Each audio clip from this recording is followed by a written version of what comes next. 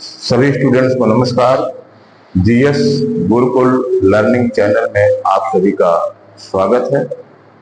आप सभी से विनम्र निवेदन है कि प्रस्तुत वीडियो को जरूर देखें, पूरा देखें, स्किप न करें। अगर पसंद आए, अच्छा लगे तो लाइक एवं सब्सक्राइब जरूर करें।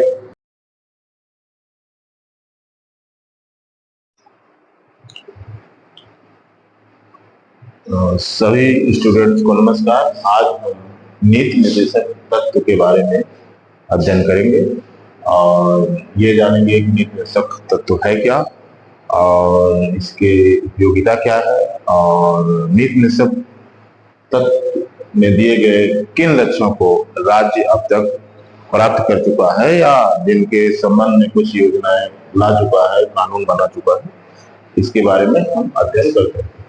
सबसे पहले नीति निर्देशक तत्व है क्या। ठीक, जैसा कि संविधान के उद्देशिका में ही सामाजिक, आर्थिक, राजनीतिक न्याय की बात की गई है और कुल मिलाकर के लोक कल्याणकारी राज्य की कल्पना की गई है। लोक कल्याणकारी राज्य की स्थापना का लक्ष्य रखा गया है। तो इस हिसाब से क्योंकि राज्य के सीमित संसाधन हैं, तो संविधान निर्माताओं ने जिन लक्ष्यों को प्राप्त करने में भी संसाधनों की कमी थी या तो तुरंत प्राप्त नहीं किया जा सकते थे, उन सभी को नीति निर्देशक तत्वों में रखा। और इससे तात्पर्य ये है कि नीति निर्देशक तत्व राज्य के लिए लक्ष्य हैं और राज्य के संविधान के मूल दर्शन है और कालांतर में राज्य इन्हें प्राप्त करेगा। इस हिसाब से नीति निर्देशक तत्वों की उपयोगिता है। राज्य के नीति निर्देशक तत्व संविधान की प्रस्तावना में उद्धृत सामाजिक, आर्थिक और राजनीतिक न्याय, स्वतंत्रता, समानता और बंधुत्व की भावना पर आधारित हैं। राज्य के नीति निर्देशक तत्वों का उद्देश्य लोक कल्याणकारी राज्य की स्थापना करना है। किसकी स्थापना करना है? लोक कल्याणकारी राज्य की स्थापना करना है। राज्य के नीति निर्देशक तत्व का उद्देश्य लोक कल्याणकारी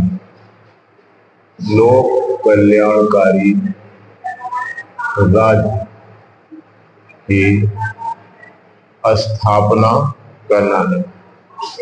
लोक कल्याणकारी राज्य की स्थापना करना है। ठीक है, लोक कल्याणकारी राज्य की स्थापना करना है। जनता के हित और आर्थिक लोकतंत्र की स्थापना के लिए नीति निर्देशक तत्वों को यथाशक्ति कार्यान्वित करना राज्य का कर्तव्य है। मतलब जो भी नीति निर्देशक तत्व में जो भी बातें हैं उनको यथाशक्ति कार्यान्वित करना, मतलब नीति निर्देशक तत्वों को यथाशक्ति कार्यान्वित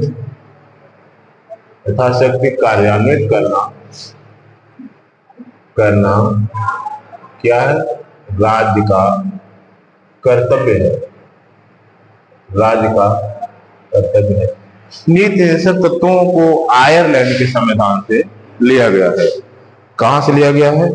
आयरलैंड के संविधान से।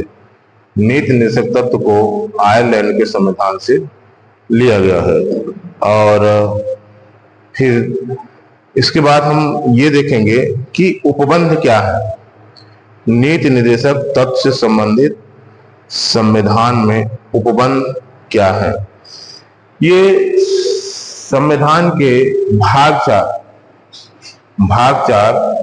अनुच्छेद 36 से 51 तक है। कहां तक? भाग 4 अनुच्छेद 36 से 51 तक। ठीक है, भाग 4 के अनुच्छेद 36 से 51 तक है। संविधान सभा की सलाहकार BN राव द्वारा सलाह दी गई थी कि अधिकारों को दो भागों में बांटा जाना चाहिए। BN राव ये संवैधानिक सलाहकार थे, जिन्होंने ये सलाह दी थी कि अधिकारों को दो भागों में बांटा जाना चाहिए। क्या? अधिकारों को दो भागों में बांटा जाना चाहिए, बांटा जाना चाहिए। ये किसकी सलाह थी? संवैधानिक सलाहकार BN राव। BN राव, संवैधानिक सलाहकार BN राव की ये सलाह थी। ठीक है। वे अधिकार, ये दो अधिकार कौन कौन से होंगे?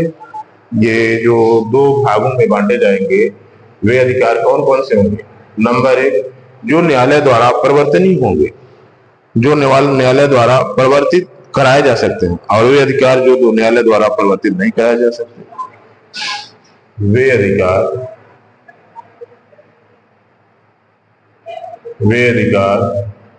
जो न्यायालय द्वारा परिवर्तित कराए जा सकते हैं, कराए जा सकते हैं। ठीक। और वे अधिकार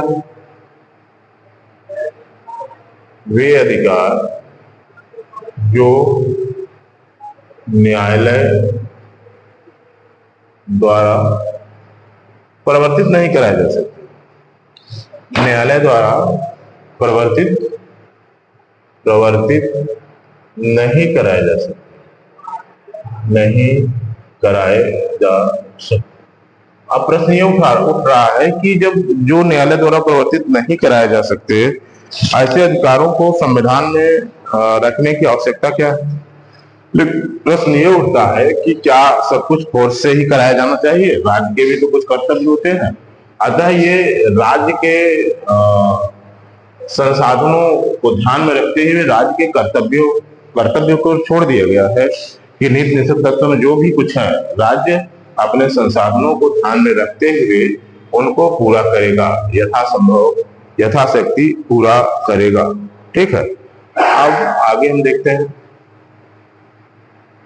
इनका महत्व क्या है, नीति निर्देशक तत्वों का महत्व। ठीक। नीति निर्देशक तत्वों का महत्व, नीति निर्देशक तत्वों का महत्व। इनका महत्व क्या है? आखिर ये रखे गए तो इनसे लाभ क्या है, महत्व क्या है? अब हम इसी को जानेंगे कि नीति निर्देशक तत्वों का महत्व क्या है। ठीक है। नीति निर्देशक तत्वों का महत्व क्या है? महत्व इस प्रकार,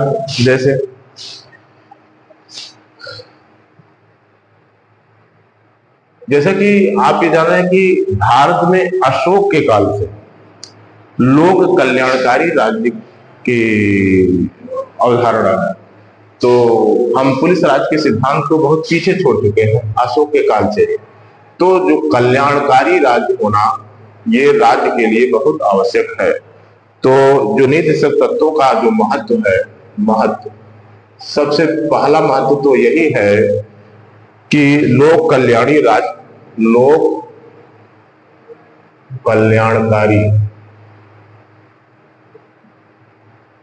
राज्य की स्थापना। सबसे बड़ा महत्व यही है नीति निर्देशक तत्वों का कि लोक कल्याणकारी राज्य की स्थापना, आर्थिक व सामाजिक लोकतंत्र की स्थापना। ठीक है। आर्थिक व सामाजिक लोकतंत्र की स्थापना, आर्थिक व सामाजिक लोकतंत्र की स्थापना। भारत सरकार के कल्याणकारी कार्यों का आधार अधिकांश योजनाएं इससे प्रेरित है। सवाल यह है कि अगर राज्य किन कर्तव्यों में विमूढ़ हो जाए कि उसे क्या करना चाहिए, कौन से कल्याणकारी राज्य करना चाहिए, कैसे करना चाहिए, तो ऐसी स्थिति में ये नीति निर्देशक तत्व रास्ता दिखाता है। ठीक है, भारत के कल्याणकारी कार्यों का आधार है क्या? नीति निर्देशक तत्व भारत के कल्याणकारी कार्यों का आधार। भारत की ढेर सारी योजनाएं इसी नीति निर्देशक तत्वों से प्रेरित होती हैं। योजनाएं नीति निर्देशक तत्वों से प्रेरित होती हैं। नीति निर्देशक तत्वों से प्रेरित होती हैं। ढेर सारी योजनाएं नीति निर्देशक तत्वों से प्रेरित होती हैं। अब हम ये देखते हैं कि और अगला क्या है, इसमें संविधान का दर्शन निहित है। क्या? संविधान का दर्शन है। संविधान का दर्शन निहित है। ठीक है, उद्देशिका में जो भी उद्देश्य रखे गए जिनको तत्काल में पूरा किया जाना संभव नहीं था, उन सारे उद्देश्यों को, उन सारे दर्शन को नीति निर्देशक तत्वों में समाहित कर दिया गया। अर्थात संविधान का दर्शन है नीति निर्देशक तत्व। क्या है? संविधान का दर्शन है। ठीक है, संविधान का दर्शन है। जब कभी न्यायपालिका के सम्मुख संवैधानिक कठिनाई, जैसे कि ये सुप्रीम कोर्ट स्वीकार कर चुका है कि जब भी कभी न्यायपालिका के सम्मुख किसी उद्देश्य में, किसी अनुच्छेद में या किसी संवैधानिक प्रावधान में ये होता है कि निर्णय लेना अस्पष्ट हो जाता है, किसी अनुच्छेद में बातें अस्पष्ट हो जाती हैं, तो ऐसे मामलों में निर्णय लेने में नीति निर्देशक तत्वों का सहारा लिया जाता है। ठीक है, जब कभी न्यायपालिका के सम्मुख कोई संवैधानिक कठिनाई उत्पन्न होती है तो न्यायपालिका ने संविधान की प्रस्तावना तथा राज्य के नीति निर्देशक तत्व को ध्यान में रख करके संविधान को समझने का प्रयास करता है। ठीक है, जैसे कि अभी मान लीजिए न्यायपालिका के सामने ये प्रश्न आ जाए कि संविधान का मूल ढांचा क्या है। ठीक है, तो संविधान का मूल ढांचा क्या है या बेसिक स्ट्रक्चर क्या है, तो चूंकि इससे संबंधित प्रावधान संविधान में स्पष्ट दिखेंगे नहीं, तो न्यायपालिका किसका सहारा लेगा? न्यायपालिका सहारा लेगा उद्देशिका का नीति निर्देशक तत्वों का। ठीक है, इन दोनों का सहारा लेगा कौन? न्यायपालिका। ठीक है, यहां तक सरकारें भी इनका सहारा लेती है कि उन्हें क्या करना है, उनकी योजनाएं कैसी होनी है, उनकी नीतियां कैसी होनी है। तो हमेशा नीति निर्देशक तत्वों और उद्देशिका का सहारा लिया जाता है। इस दृष्टि से भी नीति निर्देशक तत्वों की उपयोगिता है। वर्तमान में जो उच्चतम न्यायालय और जनहित याचिकाओं के अंतर्गत जो जीवन के अधिकार की विस्तृत व्याख्या की गई है, जीवन के अधिकार में आजीविका, जीवन के अधिकार में आजीविका ही निर्देशक तत्वों से वर्णित है। ठीक, तो इसी तरह निर्देशक तत्वों के उपयोगिताएं हैं। अब आगे हम थोड़ा सा कुछ विद्वानों के विचार जान लेते हैं कि विद्वानों के विचार क्या थे नीति निर्देशक तत्वों के संदर्भ में। नीति निर्देशक तत्वों के संदर्भ में विद्वानों के विचार। डॉक्टर अंबेडकर का कहना था कि नीति निर्देशक तत्वों का बहुत बड़ा मूल्य है। ये भारतीय राज्य व्यवस्था के लक्ष्य आर्थिक लोकतंत्र को निर्धारित करते हैं, जैसा कि राजनीतिक लोकतंत्र में प्रकट होता है। ठीक है, ये डॉक्टर अंबेडकर का कथन है। Doctor Ambedkar,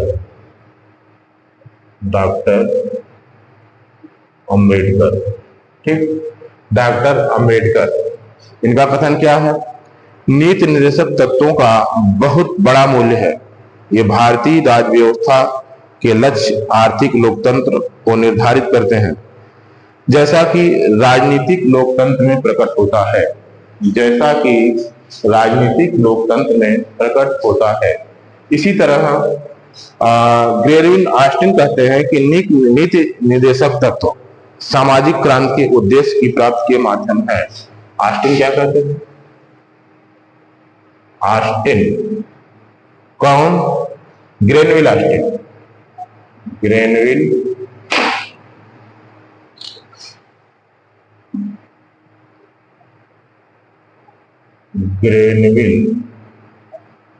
Austin. Granville Austin क्या कहते हैं? निर्देशक तत्व सामाजिक क्रांति के उद्देश्य की प्राप्ति के माध्यम है। निर्देशक तत्व सामाजिक क्रांति के उद्देश्य की प्राप्ति के माध्यम है। ठीक, सामाजिक क्रांति उद्देश्य के प्राप्ति के माध्यम है। बी.एन. राव नीति निर्देशक तत्वों का राज्य प्राधिकारियों के लिए शैक्षिक महत्व है। ठीक है, बी.एन. राव का क्या कहना है? बी.एन. राव का कहना है कि नीति निर्देशक तत्वों का बी.एन. राव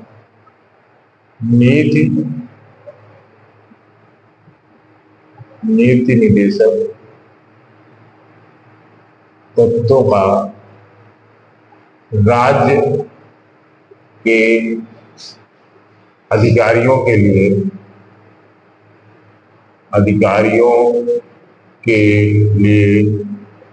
शैक्षिक महत्व है। ठीक, शैक्षिक महत्व है, मतलब कि राज्य के अधिकारी शिक्षा ग्रहण करें। कहां से? नीति निर्देशक तत्वों से। ठीक है, इस तरह ये रहे विद्वानों के विचार। इसके बाद हम ये नीति निर्देशक तत्वों को वर्गीकरण अगर करना चाहें तो उसको भी कर सकते हैं कि कौन कौन से समाजवादी तत्व हैं, कौन कौन से उदारवादी तत्व हैं और कौन कौन से गांधीवादी तत्व हैं। इसके पहले हम ये पढ़ेंगे कि नीति निर्देशक तत्व क्या हैं और किन तत्वों को अभी तक कुछ हद तक लागू किया जा सका है या क्या किया गया है। ठीक है, तो सबसे पहले हम आर्टिकल अनुच्छेद 39 के अनुसार नीति निर्देशक तत्व है क्या? अनुच्छेद 39 राज्य द्वारा कुछ अनुसरणीय नीति तत्व। ठीक है, राज्य द्वारा आर्टिकल 39 राज्य द्वारा कुछ अनुसरणीय नीति तत्व की व्याख्या करता है कि राज्य किन नीति तत्वों का अनुसरण करेगा। ठीक है, राज्य किन नीति तत्वों का अनुसरण करेगा, ये बात किसमें है? 39 का में क्या है? का में है कि पुरुष और स्त्री सभी नागरिकों को आजीविका के पर्याप्त साधन प्राप्त करने का अधिकार है। ठीक है, पुरुष और स्त्री सभी को आजीविका के साधन, आजीविका के पर्याप्त साधन प्राप्त करने का अधिकार है। क्या? पर्याप्त साधन प्राप्त करने का अधिकार है। पुरुष और स्त्री सभी को आजीविका के पर्याप्त साधन, पुरुष और स्त्री, यहाँ पुरुष और स्त्री मतलब कि पूरी दुनिया के पुरुष और स्त्री की बात नहीं हो रही है, यहाँ नागरिकों की बात हो रही, ठीक है। तो पुरुष और स्त्री को आजीविका के पर्याप्त साधन प्राप्त करने के अधिकार हैं। दूसरा क्या है, समुदाय के भौतिक संसाधनों का उचित वितरण एवं स्वामित्व। क्या, समुदाय के भौतिक संसाधनों का भौतिक संसाधनों का उचित वितरण एवं स्वामित्व। ठीक, समुदाय के भौतिक संसाधनों का उचित वितरण एवं स्वामित्व। कहने का मतलब यह है कि समुदाय के जो भी भौतिक साधन हैं उनका उचित वितरण होना चाहिए। ऐसा नहीं कि किसी एक के पास हजारों एकड़ जमीन है, किसी के पास घर बनाने की जमीन नहीं है, या कोई किसी के पास बहुत सारी संपत्ति और किसी के पास कुछ भी नहीं है, वो भोजन खाने के लिए मर रहा है। तो ये सब बातें नहीं होनी चाहिए। मतलब ऐसी नीति सरकार बनाएगा, ये भी एक निर्देश है, सरकार ऐसी नीति बनाएगा कि ये सब बातें नहीं हो, मतलब ऐसा ना हो, ठीक है। मतलब उचित वितरण हो और भौतिक संसाधनों का उचित वितरण और स्वामित्व प्राप्त करे, सरकार ऐसी नीति बनाएगा। ठीक, इसके बाद है उत्पादन के साधनों का विकेंद्रीकरण। क्या, उत्पादन के साधनों का विकेंद्रीकरण। उत्पादन के साधनों का विकेंद्रीकरण। जैसा कि आप जानते हैं कि गांधी जी का जो सिद्धांत था वो था लघु एवं कुटीर उद्योग।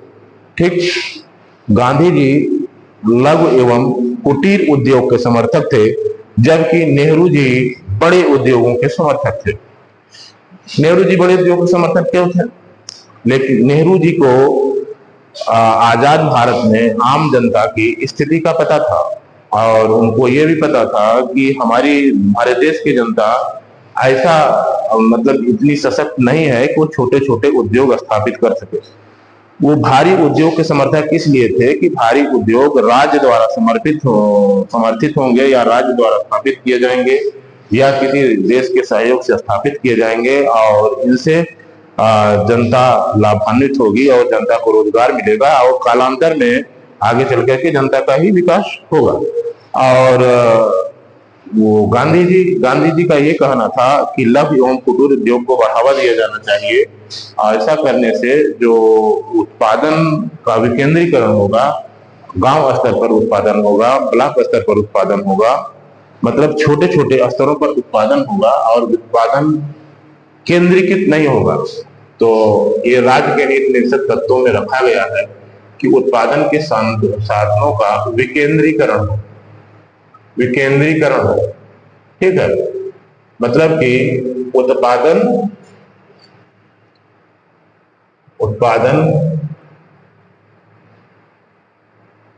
छोटे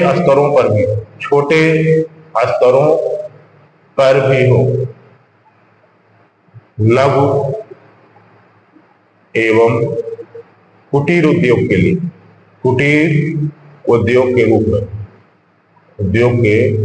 में एक तरफ से भी देख सकते हो कि उत्पादन के साधनों का विकेंद्रीकरण मतलब कोई भी उत्पादन का जो उत्पादन है वो किसी एक व्यक्ति के किसी समूह के अंदर केंद्रित ना हो, नहीं तो क्या करेगा, आगे चल करके वो उत्पाद का दाम बढ़ाएगा और जनता का शोषण होगा। ठीक है, इसी तरह घ में क्या है, स्त्रियों और पुरुषों को समान कार्य के लिए समान वेतन। इसी नीति निर्देशक तत्व में अनुच्छेद 39 में कहा गया है कि स्त्रियों एवं पुरुषों को समान कार्य के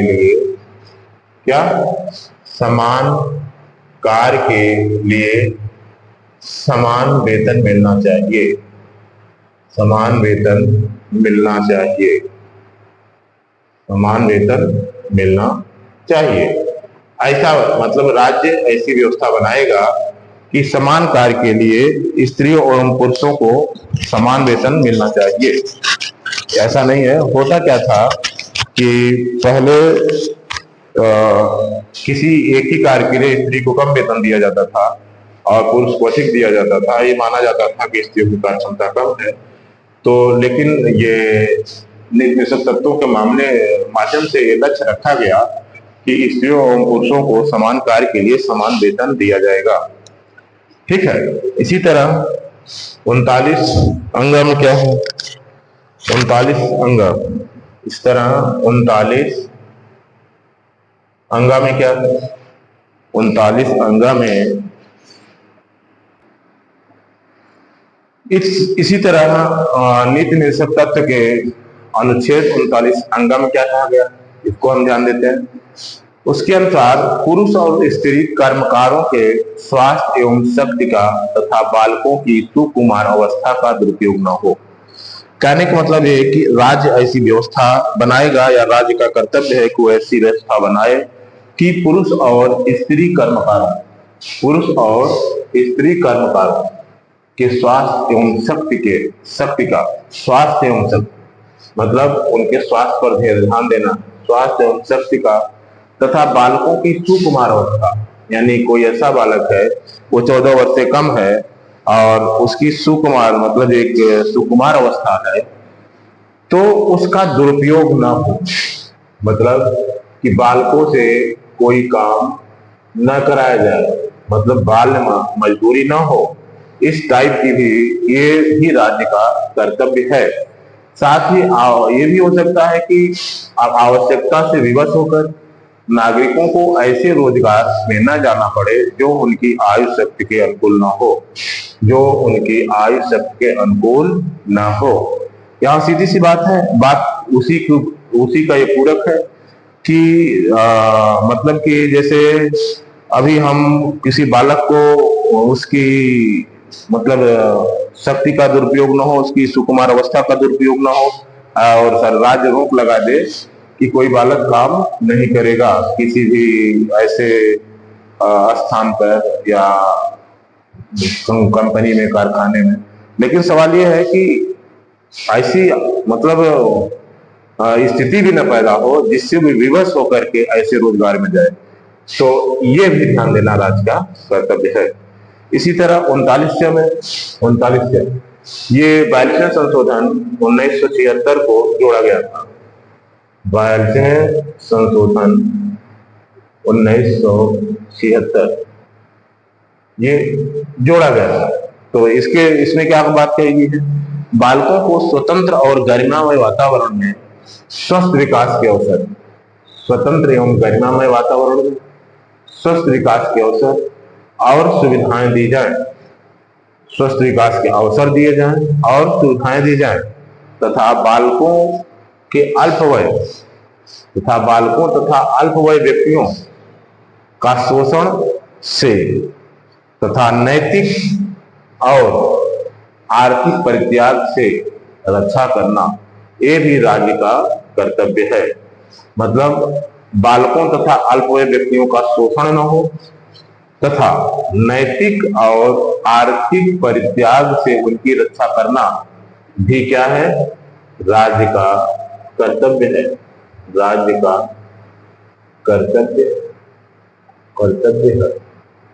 अब हम इस पर विचार करेंगे कि अनुच्छेद 39 में जो भी बातें की गई नीति निषेध तत्वों के अनुच्छेद आर्टिकल 39 में जो भी निर्देश हैं राज्यों को, जो भी कर्तव्य राज्यों को बताए गए हैं, निर्देश बताए गए हैं, वो कहां तक लागू हुआ या क्या कुछ ऐसा संशोधन किया गया, कुछ ऐसी विधि बनाई गई, कुछ ऐसी परियोजनाएं चलाई गई कि अनुच्छेद 39 को प्रभावी बनाया जा चुका है या बनाया जा रहा है। अब उसी पर हम विचार कर रहे हैं कि ये कहां तक अनुच्छेद 39 प्रभावी बनाया गया। ठीक है, तो अब देखते हैं कि संबंधित व्यवहारिक योजनाएं तथा कार्य। ठीक है, संबंधित व्यवहारिक योजनाएं तथा कार्य किससे संबंधित, अनुच्छेद 39 से संबंधित, अनुच्छेद 39 से संबंधित व्यवहारिक योजनाएं था कार्य। किससे? 39। ठीक, 39। इसके माध्यम से 39 के लिए क्या किया गया था? भूमि सुधार के माध्यम से विकेंद्रीकरण का प्रयास। जैसा कि आपको पता ही है कि भूमि सुधार किया गया। भूमि सुधार, इसी भूमि सुधार के कानूनों को प्रभावी बनाने के लिए और संपत्ति के अधिकार को थोड़ा सा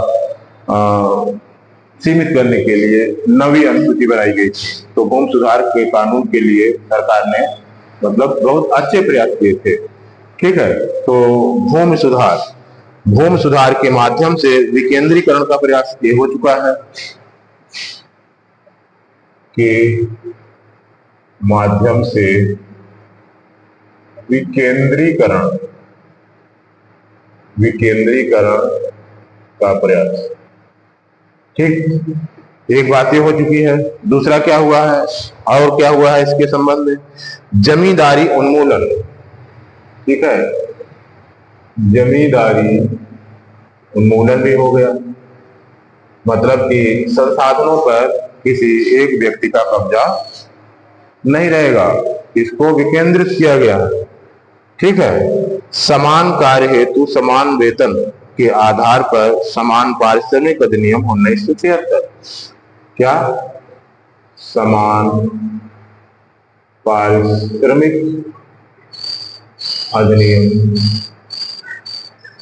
अधिनियम 1973।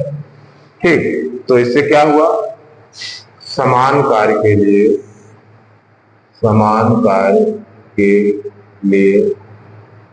समान वेतन मिला।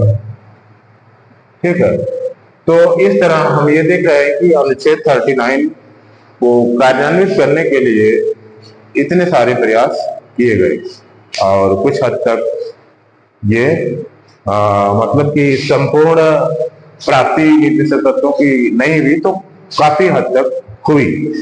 फिर इसके बाद हम अगला पढ़ेंगे कि 40 में क्या है और 39 का में क्या है।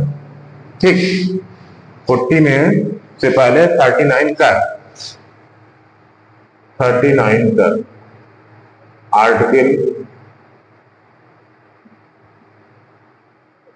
39 का 39 में क्या है? 39 में है कि समान अवसर के आधार पर न्याय देना व निःशुल्क कानूनी सहायता। ठीक है, समान अवसर के आधार पर न्याय देना तथा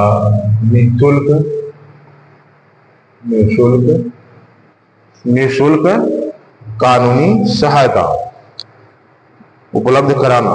निःशुल्क कानूनी सहायता उपलब्ध कराना। निःशुल्क कानूनी सहायता उपलब्ध कराना ताकि गरीबों को अन्याय का शिकार न होना पड़े। ठीक है, मतलब जब कानूनी सहायता मिलेगी तभी तो गरीब अन्याय से बचेंगे।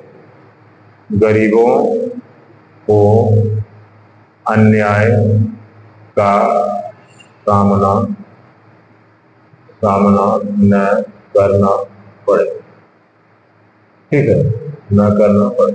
जैसे कि आप ये देख चुके हैं कि हमारे यहाँ उच्च न्यायालय में कानून वकालत की फीस इतनी ज्यादा है कि आम जनता गरीब सुप्रीम कोर्ट तक तो लड़ने की कल्पना नहीं कर सकता और हाई कोर्ट में भी लड़ना कठिन है। तो इसके लिए एक प्राधिकरण बनाया गया है जो कि कानूनी सहायता प्रदान करता है और उसमें वकीलों की नियुक्ति की जाती है और कानूनी सहायता प्रदान किया जाता है। ठीक, फिर इसके बाद है आर्टिकल 40। आर्टिकल 40 में क्या है?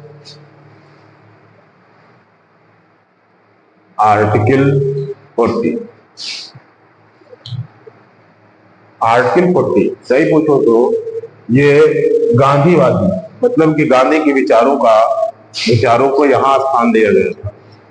अनुच्छेद अनुच्छेद 40 अनुच्छेद 40 में क्या है? ग्राम पंचायतों का संगठन तथा उन्हें स्वायत्त शासन की इकाई के रूप में कार्य करने हेतु शक्तियां और प्राधिकार देना। मतलब कि ग्राम पंचायतों का संगठन ये राज्य व्यवस्था करेगा और ऐसी व्यवस्था बनाएगा कि ये पंचायतें जो है, पंचायतें स्वायत्त शासन के रूप में स्वायत्त शासन के रूप में विकसित हो सके, विकसित हो सके मतलब प्रशासनिक विकेंद्रीकरण, प्रशासनिक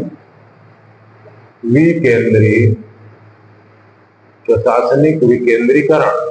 ठीक, अब देख लीजिए ये भी लागू किया जा चुका है 73वें एवं 74वें संशोधन के द्वारा। ठीक है, संविधान के 73वें और 74वें संशोधन अधिनियम द्वारा स्थानीय निकायों का प्रयोग। तो 73वां संशोधन ये पंचायतों के लिए है।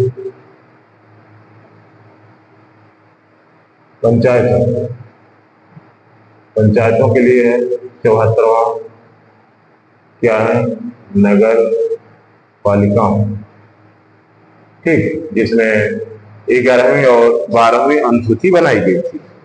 ठीक है, इसी तरह फिर अब आर्टिकल आगे हम चलते हैं। अगला आर्टिकल क्या है? कुछ दशाओं में विशेषतः बुढ़ापे, बेरोजगारी, बीमारी, अशक्तता आदि की दशा में काम, शिक्षा और लोक सहायता पाने का अधिकार सुनिश्चित करने के लिए राज्य प्रभावी प्रावधान करेगा। इसके लिए कुछ विशेष दशाएं जो है, कुछ विशेष दशाएं। ठीक, क्या? कुछ दशाओं में विशेषतः कुछ विशेष दशाएं। वो दशाएं कौन सी हो सकती है? बुढ़ापा हो सकता है।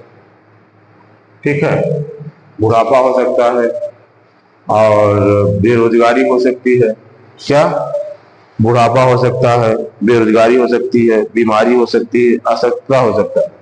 बुढ़ापा, बेरोजगारी, बीमारी, अशक्तता ये सारी समस्याएं हो सकती है। कोई व्यक्ति बेरोजगार हो सकता है, बीमार हो सकता है, अशक्तता आ सकती है, बुढ़ापा आ सकता है। ये सारी दशाएं हैं जो कि व्यक्ति को कमजोर बना देती है। ठीक, तो इन दशाओं में मतलब ऐसी दशाओं में आज इन दशाओं में क्या है कि राज्य क्या करेगा? इन दशाओं में काम, शिक्षा और लोक सहायता पाने का अधिकार सुनिश्चित करना। काम, शिक्षा और लोक सहायता, काम, शिक्षा और लोक सहायता, काम, शिक्षा और लोक सहायता प्रदान करना राज्य सुनिश्चित करेगा। राज्य सुनिश्चित करेगा या सुनिश्चित करने का प्रयास करेगा। ठीक है, सुनिश्चित करने का प्रयास करेगा मतलब कुछ ऐसे प्रावधान बनाएंगे कि ये इन मामलों में काम, शिक्षा और लोक सहायता नागरिकों को मिल सके। तो अब यहाँ पर हमें ये देखना है कि क्या कुछ ऐसा किया जा चुका है। ठीक है, इन दशाओं में कुछ लाभ हुआ है। 41 में औद्योगिक विवाद अधिनियम, न्यूनतम मजदूरी अधिनियम, इससे क्या है? औद्योगिक विवाद अधिनियम, मतलब कोई बेरोजगार हो गया तो वहां संबंधित है। औद्योगिक विवाद अधिनियम, न्यूनतम मजदूरी अधिनियम, न्यूनतम मजदूरी, न्यूनतम मजदूरी अधिनियम, ठीक, न्यूनतम मजदूरी अधिनियम, औद्योगिक विवाद अधिनियम, न्यूनतम मजदूरी अधिनियम, और क्या है, मनरेगा योजना, दिव्यांगों को आरक्षण, मनरेगा, महात्मा गांधी राष्ट्रीय रोजगार गारंटी कार्यक्रम, ठीक है, मनरेगा, और क्या है, मनरेगा, दिव्यांग जनों को आरक्षण, मनरेगा, दिव्यांग जनों को आरक्षण, वृद्धों की पेंशन, दिव्यांग जनों को, दिव्यांग जनों को आरक्षण, वृद्धों को पेंशन, वृद्धों को पेंशन, पेंशन, ठीक है। फिर मातृत्व लाभ, ये सब क्या है, ये सब इसी अनुच्छेद 41 को क्रियान्वित करने के लिए एक प्रयास है और काफी हद तक किया भी गया है, ठीक है। फिर अगला अनुच्छेद, अनुच्छेद 42,